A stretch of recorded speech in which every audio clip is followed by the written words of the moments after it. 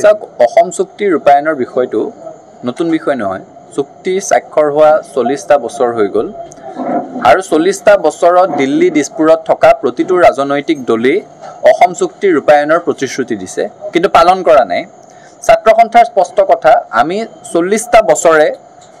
অসম চুক্তি ৰূপায়ণৰ বাবে আন্দোলন কৰি থাকিব লগা হৈছে পৃথিৱীত বোধহয় এনেকুৱা জাতি কমেই ওলাব যি অসম চুক্তি স্বাক্ষৰ হোৱাৰ পৰা 40 বছৰ তাৰ আগৰ আন্দোলনৰ 6 বছৰ প্ৰায় 45 বছৰ জাতি এটাই প্ৰায় 46 বছৰ এটা জাতিয়ে ৰাজপথত নিজৰ অস্তিত্বৰ কাৰণে সংগ্ৰাম কৰিব লগা হৈছে সংগ্ৰাম অব্যাহত থাকিব এটা কথা স্পষ্ট আছে আন্দোলনৰ নামত আন্দোলনো নকৰো আলোচনাৰ নামত আলোচনাও নকৰো কিন্তু আন্দোলনত উত্থাপন হোৱা বিষয়সমূহৰ সমাধান আলোচনাৰ মজিয়াতে হ'ব লাগিব গতিকে অসম চুক্তিক লৈ ছাত্ৰ সন্থাই আলোচনাৰ দুৱাৰ কোনোদিন বন্ধ কৰা নাই অসম চুক্তিৰ 6 নং দফা আমাৰ প্ৰাপ্য